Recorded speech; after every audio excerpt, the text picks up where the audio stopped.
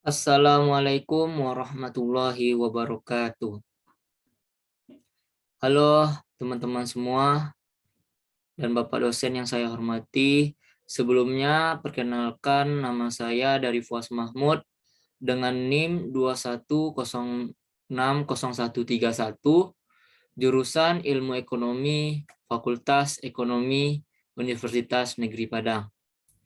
Baiklah, pada video kali ini untuk memenuhi tugas pertemuan ke-3 dalam mata kuliah Statistika Lanjutan dengan dosen pengampu Bapak Dr. Alphonse Satrianto, SEME.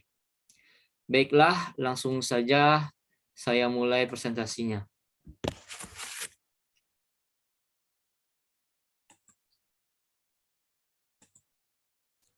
Baiklah, pada kesempatan kali ini kita akan membahas bab 13, yaitu tentang pengujian hipotesis sampel besar.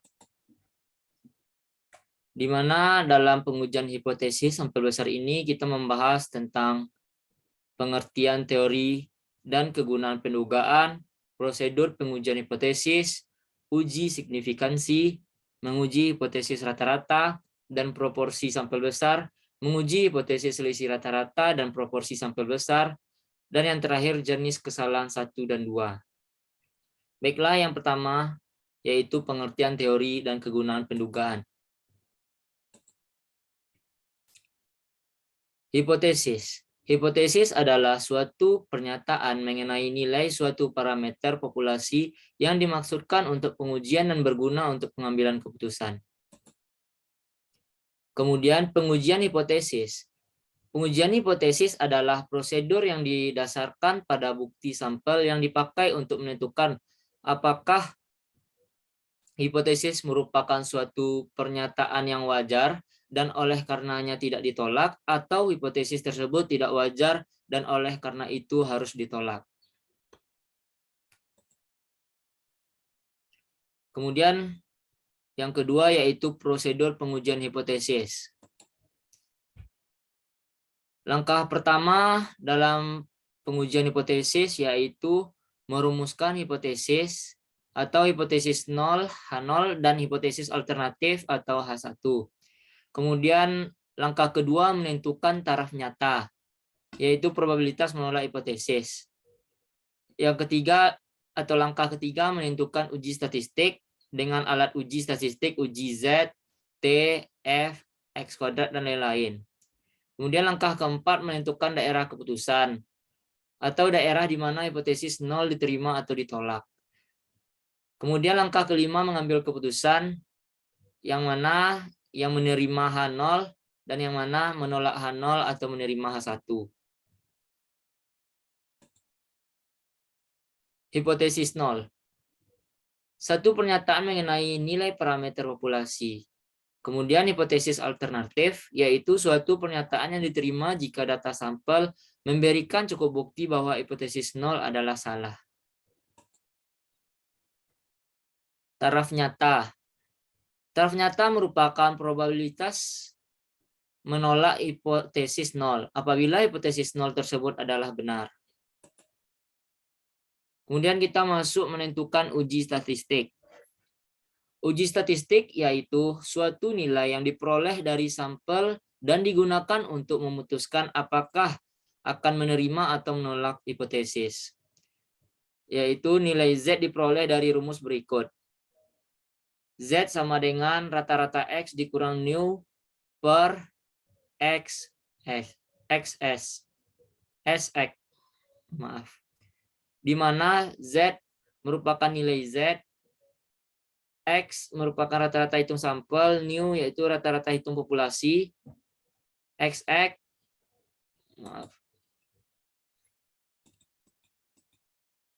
SX standar error sampel, di mana XS sama dengan rho per akar N apabila standar deviasi populasi diketahui, dan XX sama dengan X per akar N apabila standar deviasi populasi tidak diketahui.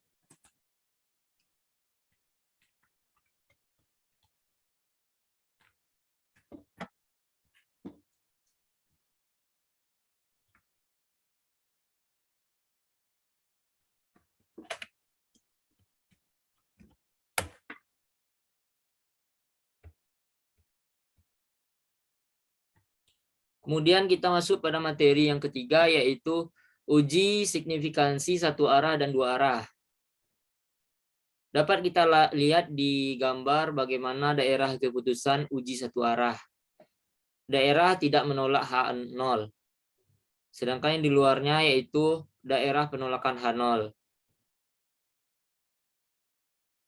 Kemudian daerah putusan uji dua arah dapat kita lihat di gambar, di mana pada daerah penolakan H0, daerah keputusan uji dua arah ini memiliki daerah yang diarsir di sebelah sisi kanan dan kiri. Sedangkan daerah keputusan uji satu arah hanya satu yang bagian yang diarsir dari 1,65 skala Z.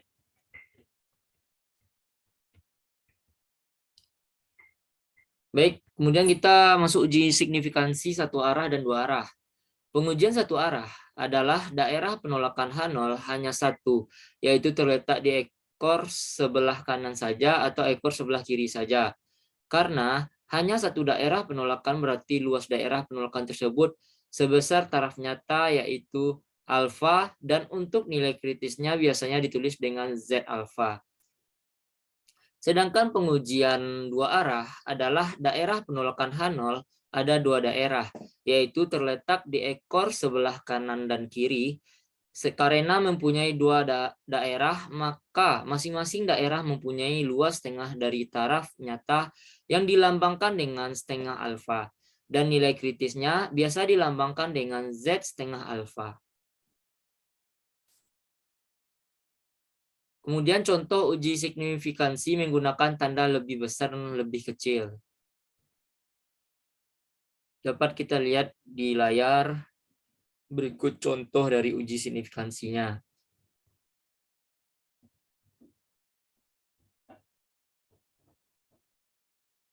Dan juga kita dapat melihat di layar bahwa daerah keputusan untuk uji satu arah one tail test dengan taraf nyata alfa 5%.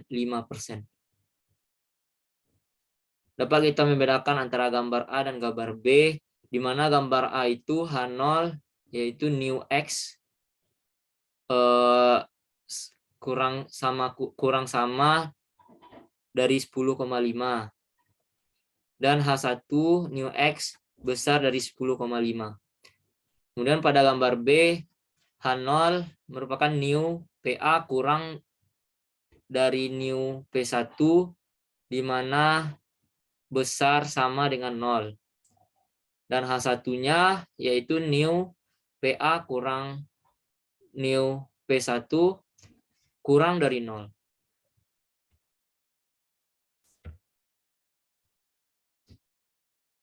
Kemudian yaitu contoh pengujian dua arah, di mana nilai rata-rata sama dengan 10,5%, maka hipotesisnya dirumuskan sebagai berikut. Coba kita lihat di layar. Maka contoh pengujiannya seperti yang ada di gambar. Kemudian kita masuk kepada menguji hipotesis rata-rata dan proporsi sampel besar. Berikut contoh menguji hipotesis rata-rata sampel besar. Perusahaan reksadana menyatakan bahwa hasil investasi reksadana saham sepanjang 2014 rata-rata mencapai 10,5%. Untuk menguji apakah pernyataan tersebut benar, maka lembaga konsultan Humanica Konsultindo mengadakan penelitian pada 30 perusahaan reksadana dan didapatkan hasil bahwa rata-rata hasil investasi adalah 16,32% dan standar deviasinya 10,46%. Ujilah apakah pernyataan perusahaan reksadana tersebut benar dengan taraf nyata 5%. Yang pertama langkahnya yaitu merumuskan hipotesis. Hipotesis yang menyatakan bahwa rata-rata hasil investasi sama dengan 10,5%. Ini merupakan hipotesis 0. Dan hipotesis alternatifnya adalah rata-rata hasil investasi tidak sama dengan 10,5%. Hipotesis tersebut dapat dirumuskan sebagai berikut. H0 yaitu new sama dengan 10,5%, H1 di mana new-nya sama dengan 10,5% juga. Kemudian langkah kedua yaitu menentukan taraf nyata. Taraf nyata sudah ditentukan sebesar 5%. Apabila tidak ada ketentuan, dapat digunakan taraf nyata lain. Taraf nyata 5% menunjukkan probabilitas menolak hipotesis yang benar 5%. Sedang probabilitas menerima hipotesis yang benar 95%. Nilai kritis Z dapat diperoleh dengan cara mengetahui probabilitas daerah keputusan H0 yaitu Z alfa per 2 sama dengan alfa per 2 dikurang setengah per 2 sama dengan 0,025 dan nilai kritis Z dari tabel normal adalah 1,96. Langkah ketiga yaitu melakukan uji statistik. Dengan menggunakan rumus Z, dari soal diketahui bahwa rata-rata populasi sama dengan 10,5%. Rata-rata sampel 16,32% dan standar deviasi 10,46%. Mengingat bahwa standar deviasi populasi tidak diketahui, maka diduga dengan standar deviasi sampel. Dan standar error sampel adalah XX sama dengan S per akar N. Sehingga nilai Z adalah Z sama dengan X kurang nil per XS. Sama dengan X kurang nil per S per akar N. Sama dengan yaitu 16,32 dikurang 10,5 per 10,46 dibagi akar 30 sama dengan 5,82 per 1,9 sama dengan 3,06. Kemudian langkah keempat yaitu menentukan daerah keputusan dengan nilai kritis Z sama dengan 1,96. Dapat kita lihat di gambar. Kemudian langkah kelima yaitu mengambil keputusan. Nilai uji Z ternyata terletak pada daerah menolak H0. Nilai uji Z sama dengan 3,04. Terletak di sebelah kanan 1,96. Oleh sebab itu, dapat disimpulkan bahwa menolak H0 dan menerima H1 sehingga pernyataan bahwa hasil rata-rata reksadana saham sama dengan 10,5% tidak terbukti. Kemudian kita dapat masuk menguji hipotesis proporsi sampel besar.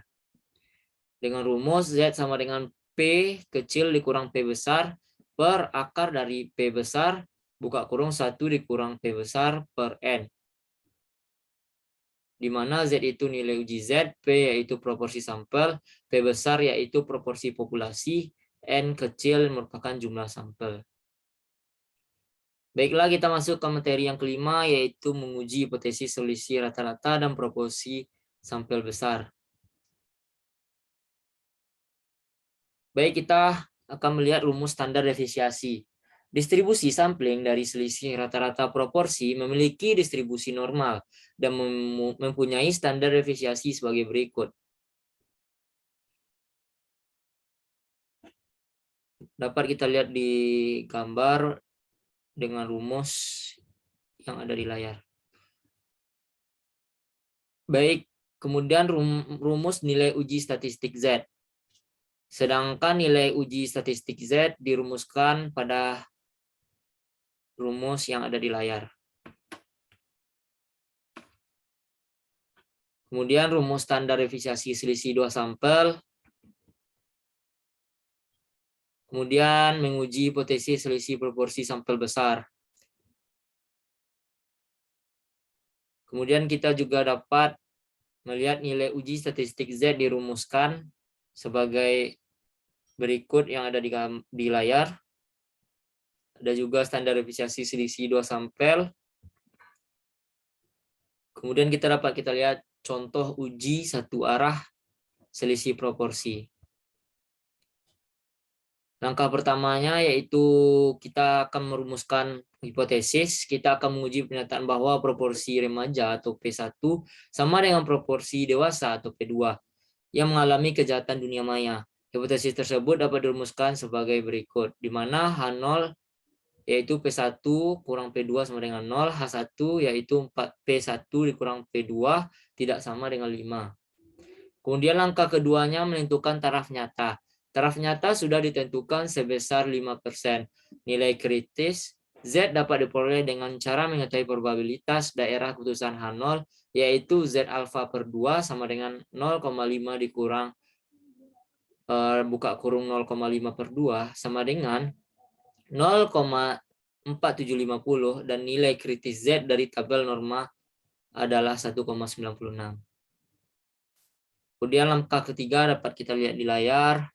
Langkah keempat dengan menentukan daerah keputusan dengan nilai kritis Z sama dengan 1,96. Dan yang langkah kelima yaitu dengan cara menentukan keputusan dengan nilai kritis Z sama dengan min 1,96, sedang nilai uji statistik min 2,29 berada di daerah penolakan H0. Ini berarti H0 ditolak dan H1 diterima. Terdapat cukup bukti bahwa selisih proporsi remaja dan dewasa tidak sama dengan 0, atau proporsi remaja dan dewasa berbeda. Kejahatan di dunia maya banyak dialami oleh orang dewasa. Kemudian kita masuk materi terakhir yaitu tentang jenis kesalahan 1 dan kesalahan 2.